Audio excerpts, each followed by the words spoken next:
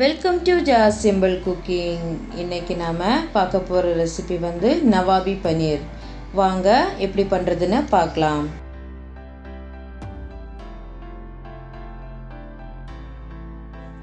நவாபி பனீர் பண்ணுறதுக்காக நான் இங்கே வந்து 250 கிராம் பனீர் எடுத்திருக்கேன். இப்போ இது வந்து சைடில் எடுத்து வச்சிடலாம்.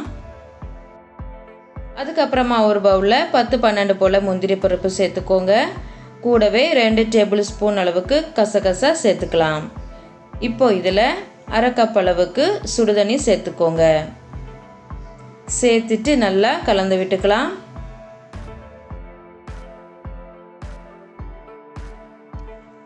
நல்லா கலந்து விட்டதுக்கு அப்புறமா இப்போ இது வந்து 30 நிமிஷத்துக்கு ஊற வச்சிடலாம். இப்போ இது வந்து சைடில் எடுத்து வச்சுக்கோங்க. அதுக்கப்புறமா இன்னொரு பவுலில் 1 கப் அளவுக்கு சூடான பால் எடுத்துக்கோங்க. இப்போ இதில் கொஞ்சமாக குங்குமப்பூ சேர்த்துக்கோங்க. இப்போ இதுவும் வந்து நம்ம சைடில் எடுத்து வச்சிடலாம்.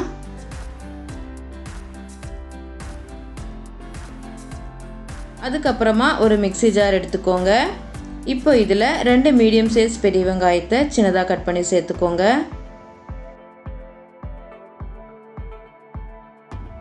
அதுக்கப்புறமா காரத்துக்கு ஏற்ப பச்சை மிளகாய் சேர்த்துக்கலாம். நான் இங்கே வந்து 4 பச்சை மிளகாய் சேர்த்துருக்கேன். கூடவே 5-6 பல் பூண்டு, அதுக்கப்புறமா ஒரு சின்ன துண்டு இஞ்சியை சின்னதாக கட் பண்ணி சேர்த்துக்கோங்க. சேர்த்துட்டு இது வந்து நல்லா நைஸாக அரைச்சி எடுத்துடலாம். இப்போ நல்லா அரைச்சி எடுத்தாச்சு. பாருங்கள், இந்த மாதிரி நல்லா நைஸாக அரைச்சி எடுத்துக்கோங்க. இப்போ இது வந்து சைடில் இருக்கட்டும். அதுக்கப்புறமா நாம் ஊற வச்சுருந்த முந்திரி பருப்பும் கசகசாவும் நல்லா ஊறிடுச்சு. இப்போ நாம் இது வந்து ஒரு மிக்ஸி ஜாரில் சேர்த்து நல்லா நைஸாக அரைச்சி எடுத்துக்கலாம்.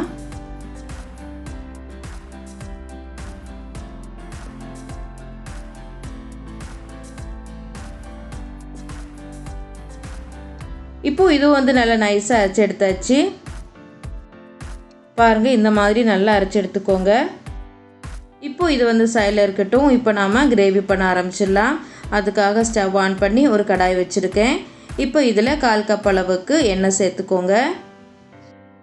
எண்ணெய் சூடானதும் இப்போ இதில் ஒரு துண்டு பட்டை, 2 ஏலக்காய், 4 கிராம்பு சேர்த்துட்டு லைட்டாக வதக்கிக்கோங்க. இப்போ இது வந்து நல்லா வறுபட்டுடுச்சு. இப்போ நாம் இதில் நம்ம ஏற்கனவே அரைச்சி வச்சுருந்த வெங்காயம், பச்சை மிளகாய், இஞ்சி பூண்டு விழுதை சேர்த்துடலாம். சேர்த்துட்டு நல்லா கலந்து விட்டுக்கோங்க. இதோட பச்சை வாசனையெல்லாம் போகிற வரைக்கும் ஒரு 3-4 நிமிஷம் நல்லா வதக்கிக்கலாம். இப்போது 4 நிமிஷம் போல் இருக்குது. இதோட பச்சை வாசனை எல்லாம் நல்லா போயிடுச்சு. இப்போ நாம் இதில் பவுடர் மசாலாலாம் சேர்த்துடலாம். இப்போ இதில் 1/2 டீஸ்பூன் ஜீரகத்தூள், 1 டீஸ்பூன் மல்லித்தூள், 1 டேபிள் ஸ்பூன் மிளகுத்தூள் சேர்த்துட்டு நல்லா கலந்து விட்டுக்கோங்க. இதோட பச்சை வாசனை போகிற வரைக்கும் நல்லா வதக்கிக்கலாம்.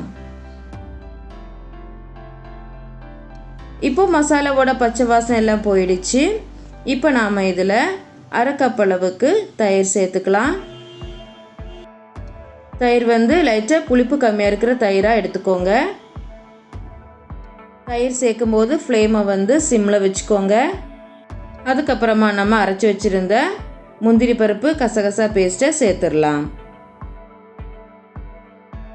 கூடவே தேவைக்கேற்ப உப்பு சேர்த்துக்கோங்க. சேர்த்துட்டு நல்லா கலந்து விட்டுக்கலாம்.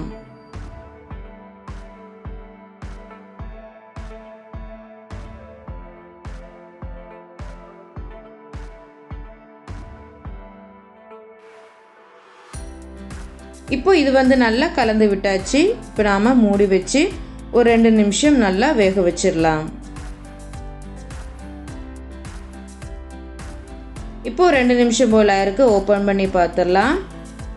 இப்போ கிரேவி வந்து நல்லா திக்காக வந்திருக்கு. நல்லா கலந்து விட்டுக்கோங்க.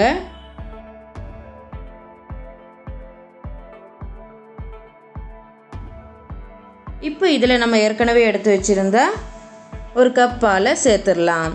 பாலுக்கு பதிலாக நீங்கள் வந்து 1 கப் தண்ணி கூட சேர்த்துக்கலாம். அப்படி தண்ணி சேர்க்குறதா இருந்தாக்கினா நீங்கள் வந்து 2 டேபிள் ஸ்பூன் ஃப்ரெஷ் க்ரீம் இல்லைன்னா மில்க் க்ரீம் கூட சேர்த்துக்கலாம். சேர்த்துட்டு நல்லா கலந்து விட்டுக்கோங்க.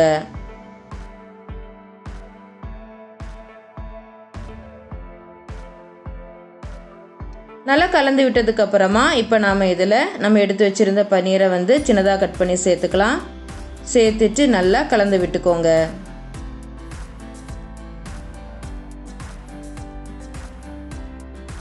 இப்போ இது வந்து நல்லா கலந்து விட்டாச்சு. லைட்டாக கொதிக்க ஆரம்பித்ததும் இப்போ நாம் மூடி வச்சு ஒரு 2லேருந்து 3 நிமிஷம் நல்லா வேக வச்சிடலாம். இப்போ 3 நிமிஷம் போல் இருக்குது. ஓப்பன் பண்ணி பார்த்துடலாம். கிரேவி வந்து நல்லா திக்காக வந்திருக்கு. நல்லா கலந்து விட்டுக்கோங்க. இப்போ இந்த டைமில் உப்பு செக் பண்ணி பார்த்துக்கோங்க. கம்மியாக இருந்துச்சுன்னா சேர்த்துக்கோங்க. அதுக்கப்புறமா இதில் 1 டீஸ்பூன் அளவுக்கு கரம் மசாலா, அதுக்கப்புறமா சின்னதாக கட் பண்ணி வச்சுருக்கிற கொத்தமல்லி இலை சேர்த்துட்டு நல்லா கலந்து விட்டுக்கோங்க.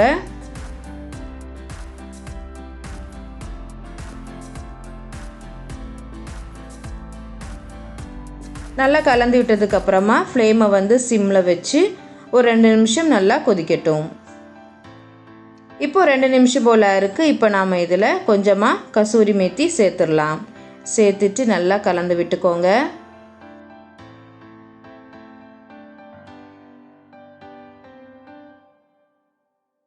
நல்லா கலந்து விட்டதுக்கப்புறமா இப்போ நாம் ஸ்டவ்வை ஆஃப் பண்ணிடலாம். அவ்வளோதான், நம்ம நவாபி பன்னீர் வந்து சூப்பராக ரெடி ஆகிட்டு. இது வந்து சப்பாத்தி, ரொட்டி, நான் கூடையெல்லாம் வச்சு சாப்பிட்றதுக்கு சூப்பராக இருக்கும். டேஸ்ட்டு வந்து ரொம்ப டிஃப்ரெண்ட்டாக இருக்கும். கண்டிப்பாக வீட்டில் ட்ரை பண்ணி பாருங்கள். இந்த வீடியோ உங்களுக்கு பிடிச்சிருந்துச்சின்னா லைக் பண்ணுங்கள், ஷேர் பண்ணுங்கள், மறக்காமல் சப்ஸ்கிரைப் பண்ணுங்கள். தேங்க்ஸ் ஃபார் வாட்சிங்.